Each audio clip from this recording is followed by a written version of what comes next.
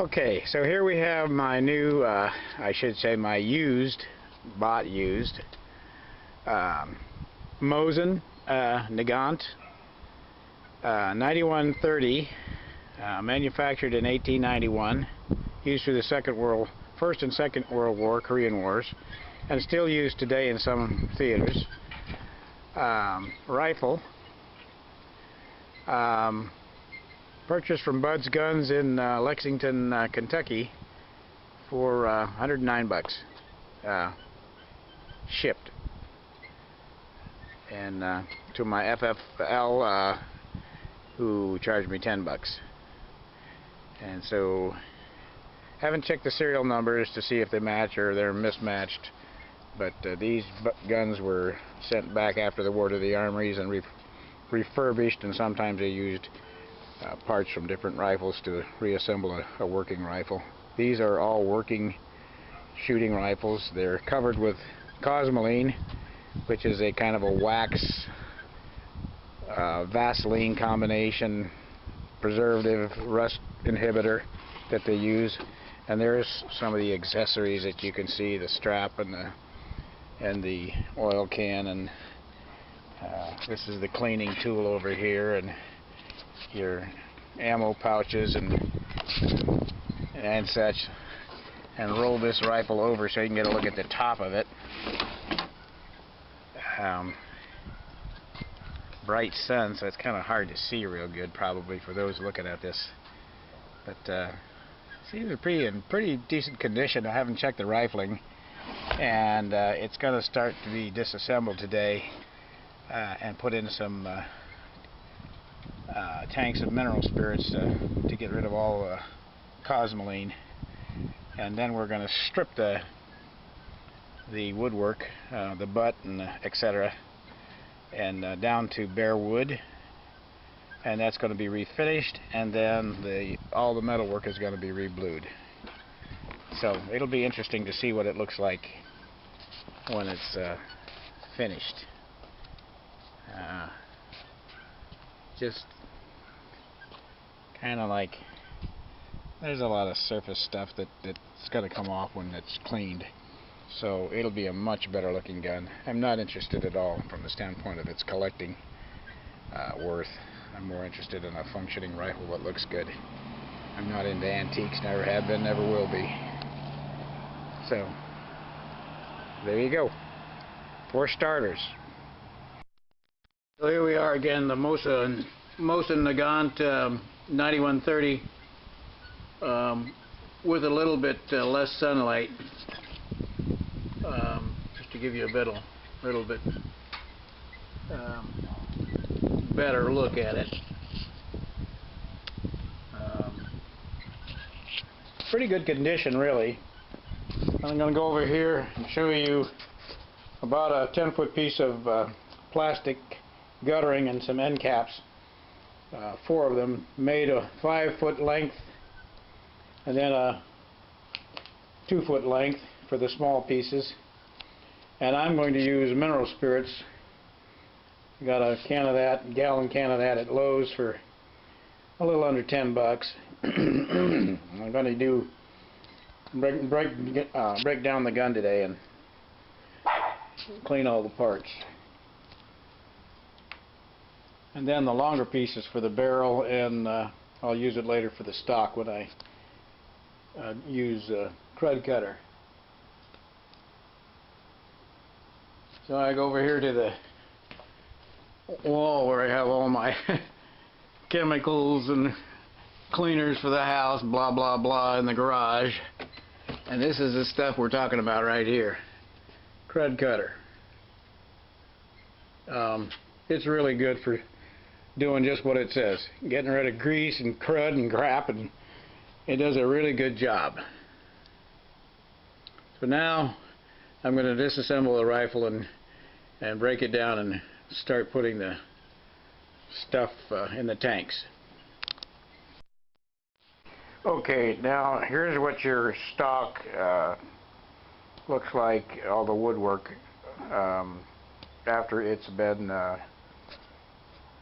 crud cutter scrubbed and then dried, and then I used a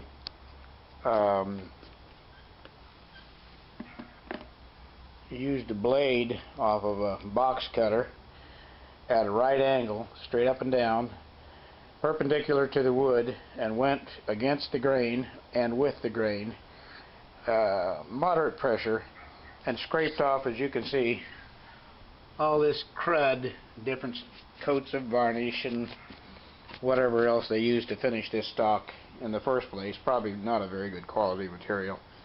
After all, it was for wartime, and who cares other than to seal the wood. You can still see the recessed areas here that haven't been cleaned out. I'll do that with a Dremel tool. And this here piece that fits over the top of the barrel, that will be sanded, as will the rest of the stock, all the way up to 1600 for a glass smooth finish. And I'm probably going to put a satin finish on it. I'll stain it, probably a chestnut color, Minwax probably, and then after I seal the pores, I'll stain it, and chestnut color, and then I'm not sure what I'm going to do with the finish. I'm really not sure. I'm tempted to oil it, but you know, this wood has already been treated once, and I'm gonna have to think about that. So I'll continue that later when I decide what we're gonna do. All the pieces are in the tanks now. The barrel is semi-submerged. I'm going to put that in a tube with a cap on the end and just let it soak, because I think it will do a better job. Probably a 4-inch or 6-inch tube filled with the same material. You can see this mineral spirits green friendly, as they call it, which is a joke. They're always trying to make something better, you know. And it's a milk color, believe it or not, as white as the guttering. The interesting thing is that, I don't know if I can show it to you, but when the cosmoline, you can see it right down in here, it's kind of a yellowish discoloration. Some more of it over here. Just kind of rolls off this stuff over time and floats to the surface. And you can see some over here in the barrel coming out of the breech. So I'll let that soak in there probably for a couple of days. There's no hurry. This is a nice fall-winter project. I figure by the end of 2-3 weeks I'll have it done. So it'll be interesting to see how it turns out compared to what it looked like to begin with. So we'll get on to the next stage after we do a little. Okay, now you're looking at the aftermath of about 24 to 36 hours of green friendly mineral spirits soak. Bought the material from Lowe's, and basically just took it out of the material after that amount of time and basically just wiped it off, and haven't bothered to oil it or anything. Yes, the bluing is actually in pretty good shape. I was thinking about rebluing the whole gun, but I'm kind of not thinking about that now so much, and looking more towards refinishing the stock and as a priority, and going in that direction. Then maybe test firing it and see whether I need to float the barrel and that sort of thing. I think I probably will do that part to solidify the movement of the gun barrel slash metal in the stock, because there seems to be an awful lot of room and play, and that would solidify it. So now you're looking at the aftermath of basically very little work. I've read so many other and looked at so many other videos on YouTube that did it the hard way. This is the very easy way if you want to try it. We'll continue this a little later with the stock refinishing. Okay, so now the extensive cleaning of the Mosin Nagant 9130 is for the most part finished. All the metal parts have been cleaned of cosmoline using mineral spirits. Very little actual work, most of it just soaking in tubs with the mineral spirits and then wiping them clean. The longest was the barrel, which you do not see here, and receiver, and that I soaked for about 72 hours and then basically just wiped it off, and everything came off very easily. The wood stock has been sanded at 150 in throughout, and it's going to go to 180, then 220, then 240, then 400, then 600, then 1200. It's going to be a glass smooth finish. Probably going to stain, seal, and then oil, but haven't really decided on that yet. All the metal parts are going to be stripped to the bare metal and going to be re-blued to a dark blue black as opposed to the black that you see on it now. That's my little Shih Tzu, Sophie, in the right corner. She insisted on being in the picture because wherever I go, she goes. She's a 12-year-old, and she's a great dog. I will continue this video later. Thanks for watching.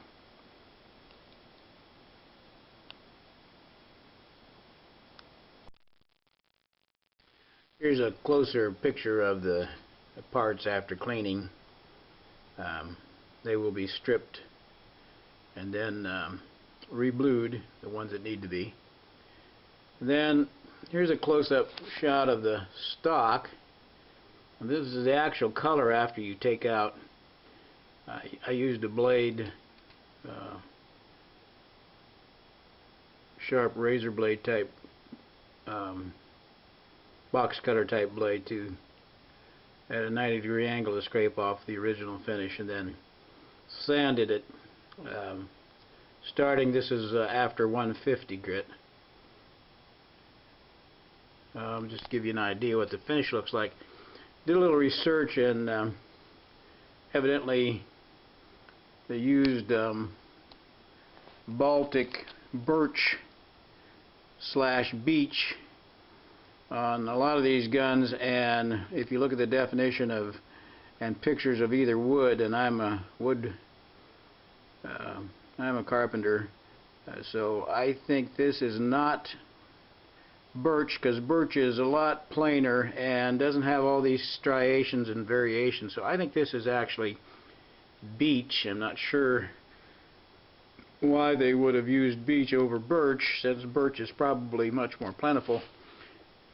This gun has a manufacture date of 1943, and as you can see, some of the areas here I haven't cleaned out yet. I'm going to use a stripper on those because I don't want to sand and round the edges. I want to leave them the way they were. Cleaned out the inside somewhat with a Dremel tool.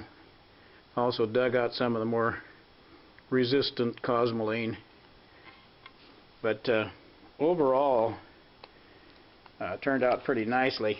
You'll notice that the cover for the barrel is a somewhat darker color even after similar treatment.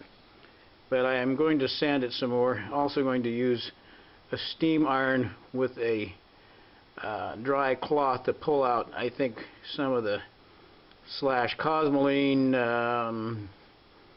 and maybe still stain that's saturated this thinner piece of wood. See if we can't get it to a closer density to the actual stock, at which point I'll continue the sanding on the barrel cover all the way up to about 1200 grit. then probably stain, and I'm not sure what I'm going to do after I stain it, whether I'm going to oil it or whether I'm going to use a harder finish that'll be less of a problem as far as wear and tear to take care of. So that's it so far. It turned out pretty nice. It's a work in progress. The sanding is going to take much more work than anything, since I'm going down to the original wood. I don't care that much about the markings, since the markings are basically similar to the barrel markings. So we'll go from here. Next video.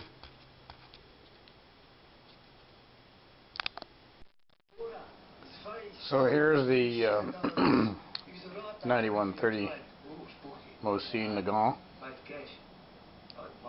after sanding, with all the parts reassembled, just to see how it looks if it were finished naturally, kind of lending that way temporarily.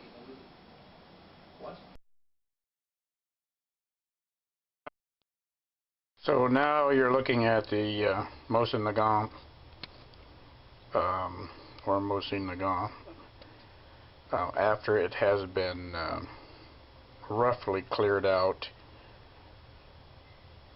for the Temney trigger modification, and I have sleeved both the rear and the front bedding area. As you can see there, that's the front, with a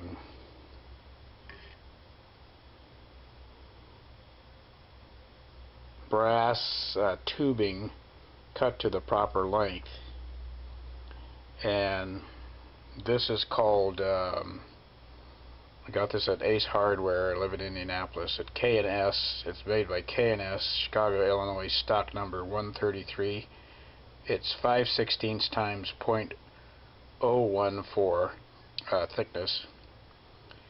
And once this has epoxied into place, which has already been applied, then I'm going to bed those two areas and this posterior area here for a much better fit.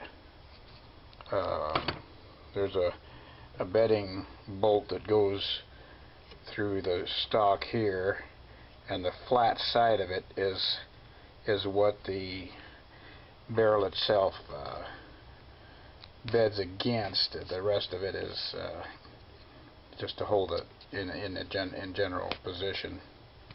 And then this bolt in the back, those are the two main areas.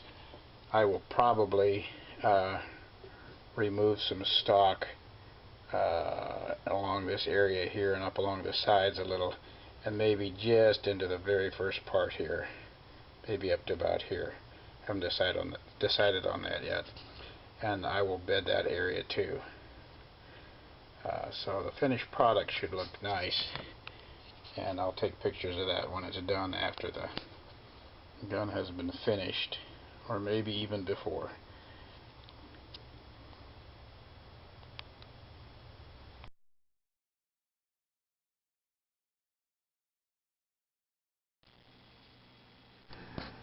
So while I was waiting for the bedding of the barrel to dry, I went ahead and disassembled the bolt into its 6 component parts, and did the basically the Iraqi Veteran 88 modification on removing one 360-degree loop on the end of the spring, the trigger spring, and then proceeded to polish with 240, 600, then 1200 grit metal, sandpaper for metal, and use a little bit of lubricating oil in the process. I use basically WD-40, which is kind of lightweight and accomplishes several things at the same time. Polished all the surfaces, primarily by hand, and then I used a polishing compound at the end with a Dremel tool, and it came out very, very nice. And then cleaned it with some degreaser, and then finally used a light oil like Disatec, and it's now awaiting reassembly at a later point.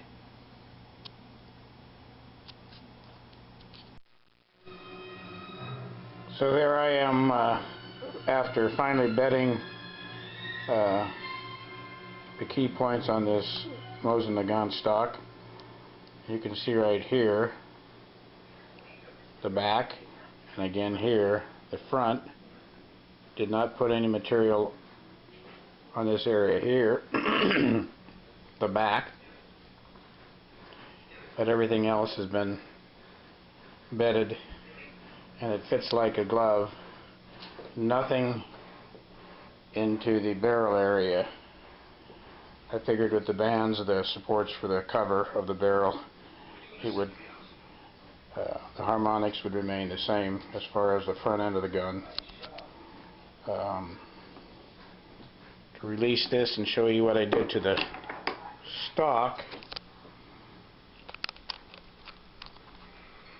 sorry for the movement, I bedded the stock also so that it would fit, because the curvature of the stock was a bit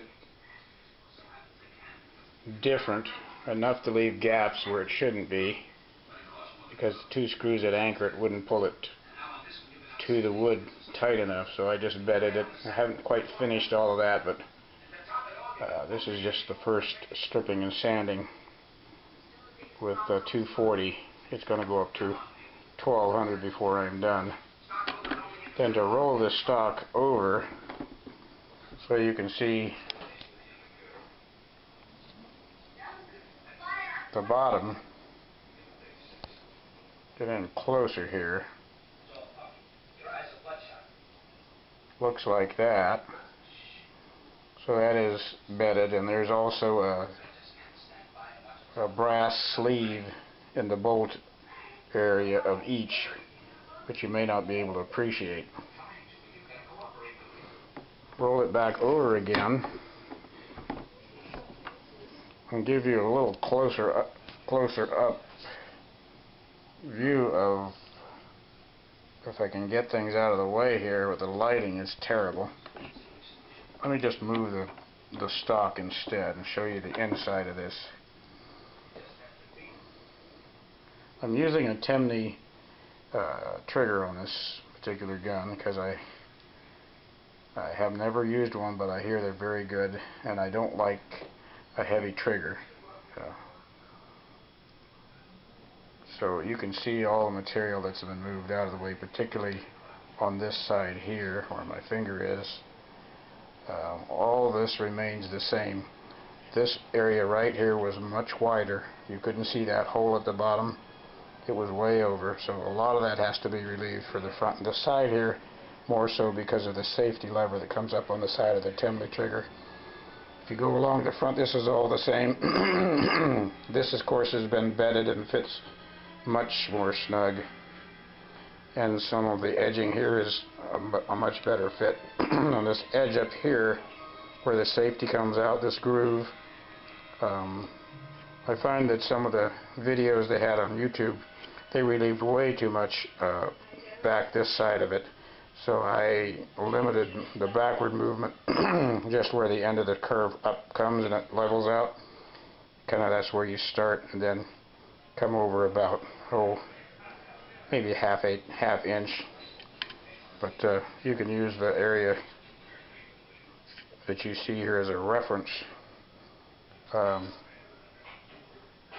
bring the camera back so maybe you can get an overall view of that area. Maybe if lighting is still terrible, maybe I'll see if I can get it here. Not really.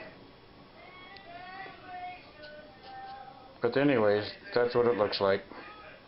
I might take a few still pictures to see if I can get it better for reference for those who are interested. But that's the way it is so far. What remains is a lot more sanding on the stock, some touch-up here and there, and I still haven't decided on the finish, but when I do, you'll probably see the finish, and I'll let you know. I'm probably going to scope this gun also. I haven't decided on the scope yet.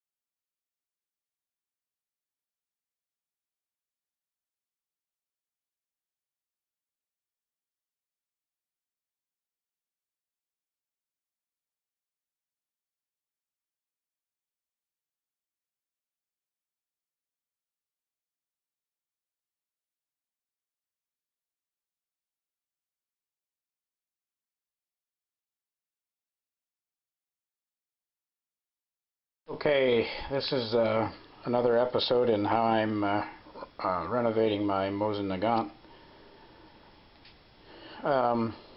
Did a little bit of research on bluing, and even though the bluing on this particular gun was really pretty decent, I decided, since I had the time, why not?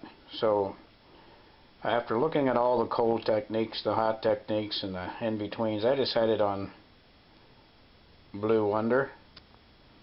And haven't actually started yet, but what I've done is I've used their, I'll move over here and give you a quick shot. This is their blue remover and a stabilizer. It's an acid basic material, and the opposite, which would be an alkaline product to reverse it when you're done. I scrubbed it with the acid remover and some steel wool, and as you can see, I'll pan in down to metal on everything, and that'll all be blued when I'm done, and I'll give you another shot of that. I'm going to use also the blue under bluing, so it'll give me a chance to see how this comes out before I go ahead and do the barrel and receiver. So that's the bluing for now. We'll pick it up on another episode. Okay, this is an episode on the continuation of the refinishing of my Mosin Nagant stock. Basically what I used is an Ace hardware product for the finish, which is urethane spar, which is an outdoor kind of heavy-duty urethane finish, kind of a high gloss, or not really, I would say medium gloss, but I didn't want to lose the nice look of the wood. I know I got some reflection from the light in the window. I put a nice rubber buttstock on the back of it because of the kick this thing has. I'm going to turn this so you can see, and I'll kind of go up that you get a real close look at it. It's really pretty. There's 8 individual coats, hand rubbed with steel wool after each coat. All the metal, as you see here, has been finished and polished, and that's going to be blued. Then here's your cover for the barrel on the front. Let me put this up see if I can get in close enough so you can see. I'm going to flip it over, give you an idea what the inside looks like. It's been relieved for a Temney trigger, which has already been fitted, and I've bedded the receiver, not the barrel, since it's got the cover and the two rings. Makes no sense. So you can see where the bedding is there, there, and even did the area underneath.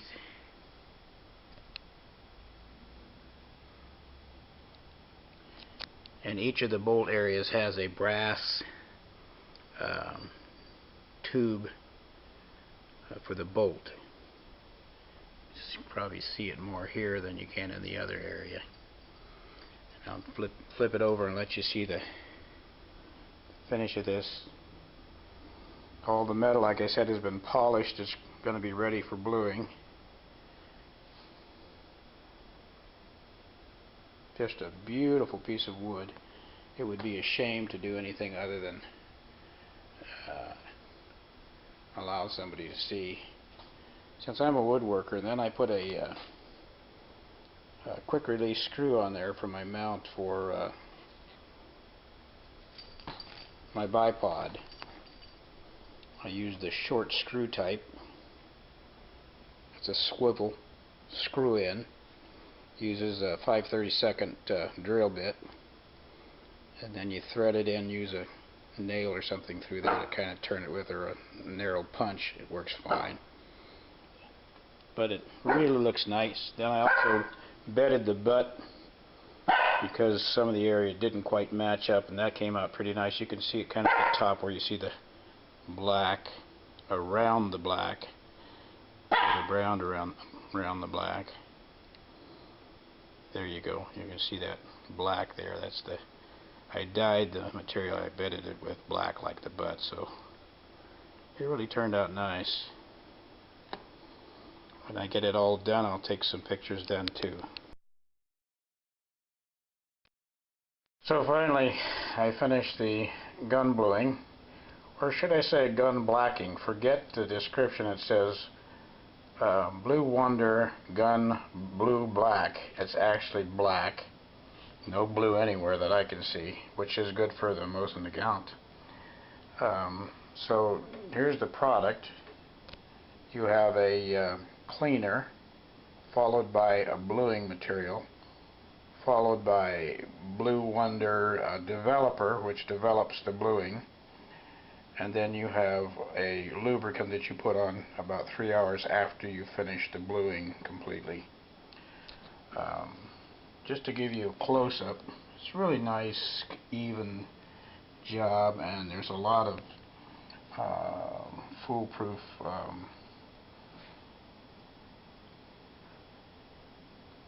included in the kit, so you don't really have to worry about getting it on even and all that stuff. You apply it until, you know, each time you do it, and then you develop it. The secret is really heat, getting the metal consistently hot to the touch.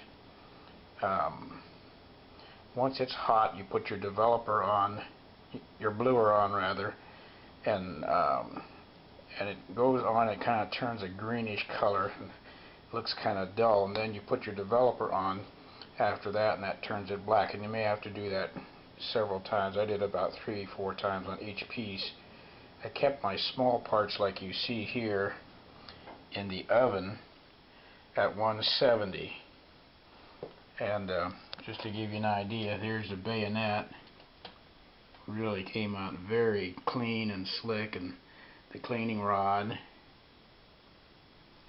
And then I did not blue the gun because the bluing job was really, I mean the barrel and the receiver, I didn't blue that. But what I did do is I cleaned it with the gun cleaner, heated it, re-blued it over the original bluing, so like a touch-up, and it really came out very, very, very nice. So that kind of gives you an idea. It took about total time, once you started, if not interrupted, probably a couple of hours, because you're doing it several times. So there you have it, from steel to blued.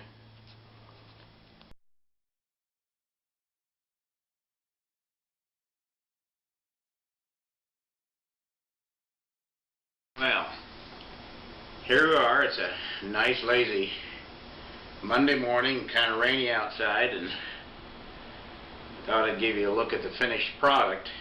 And it took about off and on about 3 weeks, but in that 3 weeks also pulled up all the carpet and pad in the living room that I'm now sitting in, and painted all the baseboards and all the white trim and woodwork of the doors and that sort of thing. So it's been a busy time, but both jobs are done now, and actually both turned out very well. But you're looking at the finished Mosin Nagant, as they say, with the Russian and French combination designers and pronunciation.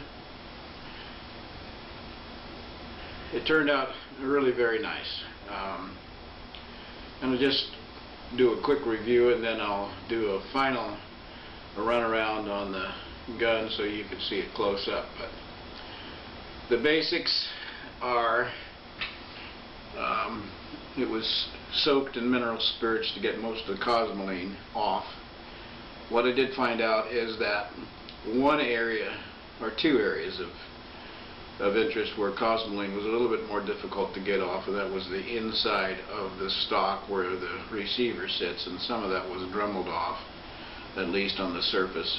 The other was in the receiver up here at the head, where the bolt locks into the breech at 90 degrees. There's two nipples like on the end of the forward part of the bolt that go in and then turn and lock into position. I saw a little ditty on YouTube where a guy had found that there was some cosmoline in there, and that's what made the bolt kind of difficult and sticky, as a lot of people have claimed. And I thought that was rather interesting that he was the only one that mentioned it, and he removed it with steam. And I had a steam device that had a rather narrow neck, and I shoved it up there after I looked at it with a light, and sure enough, there was a fair amount of cosmoline in there that did not come out, and probably at a more critical area.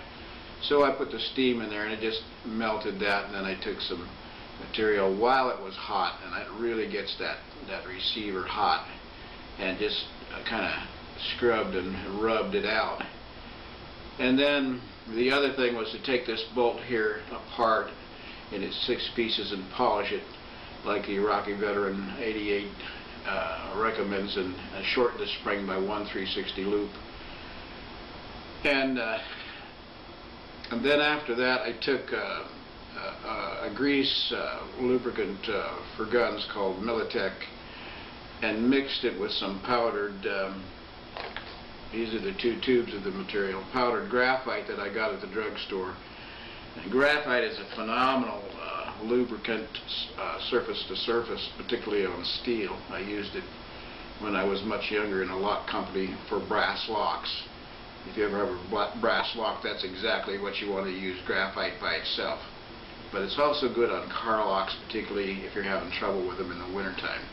That aside, mix those 2 ingredients, and after I'd polished and reassembled the bolt, I put it in there, and I worked that bolt probably 300, 400, 500 times, and it really works very nice now. So it just takes a little bit of effort, a little bit of time to get this very nice rifle to work the way it should. And it takes some patience, and it takes some examining. So don't get dismayed if you're trying and still not getting it. The other thing was, I wanted to keep the rear mount on this, below this scope, and I had to take the front mount off, of course, take the 2 rings off when I did the bluing, and I got a tool to do that, which looks like this right here. It slips over the barrel, and there's a set screw here that you just screw it into. It takes that front sight off so easy. It's worth every bit of 18 bucks that I paid for it. I'd do it over again in a heartbeat. No pounding. The difficult thing on this rail that mounts, that comes from brass stacker, and that's a brass stacker, it goes through the original 2 holes that where the pins are that hold the rear sight on. So you leave the rear sight on in its down and normal position, and you can still, because this scope mount is elevated, you can still sight through all the way to your front sight, which is a nice option. It also allows you to keep the gun the way it really was meant to be. So you have two options. You can sight normally, as long as you're not doing a long shot and don't have to elevate, and you can sight through your scope. So that's a nice piece. Down here is a swivel short screw type. I got that from Gander Mountain. You can pick them up at almost any gun shop.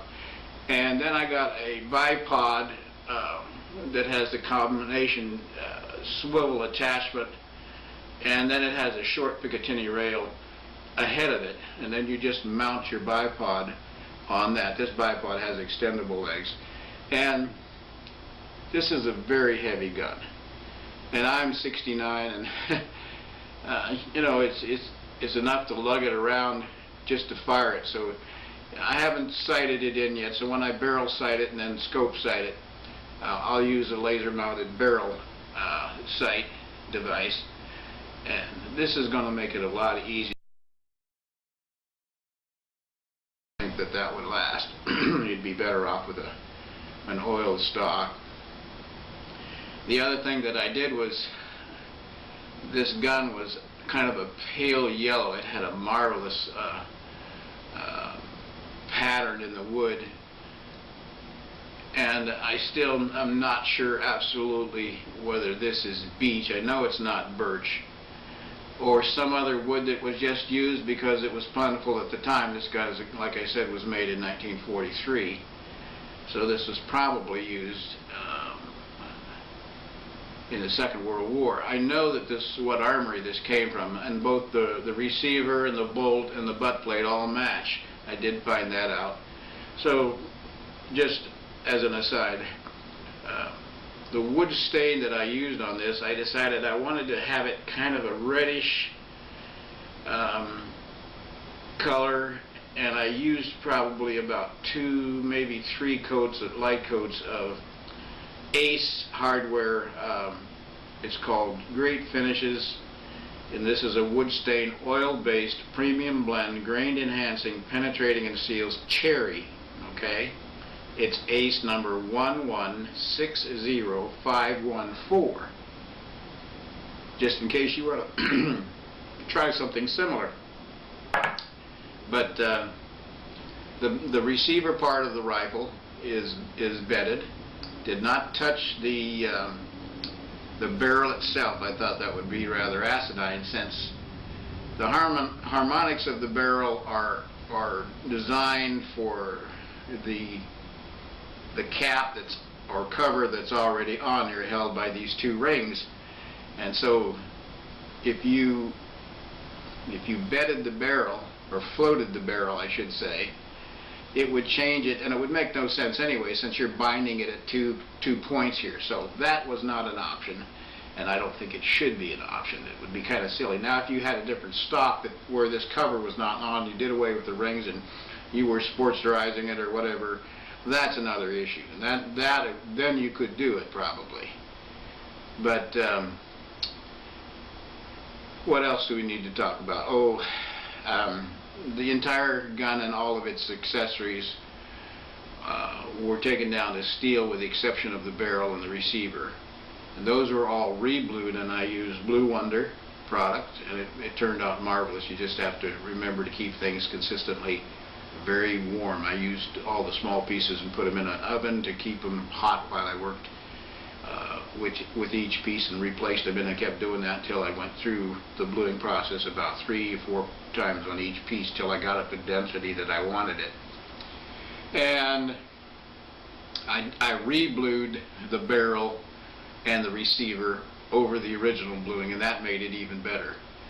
But the rifling, after examination on this barrel, is extremely nice. In fact, one kind of wonders if maybe this rifle was kind of lugged around by maybe the Civil Guard or something, because it doesn't appear to have been fired much, so that's a nice thing for me. The scope, take these caps off and get a little purer look at the scope itself. Is, like I said, it's made by AIM, a long eye relief, and this is a 2 through 7x times 32 dual DUAL 3. Model number on it is F as in father, H as in Harry, 2732B as in bad. And that's the statistics on that. I have not used or fired the gun yet, so that's coming up. And I may or may not do a report on that.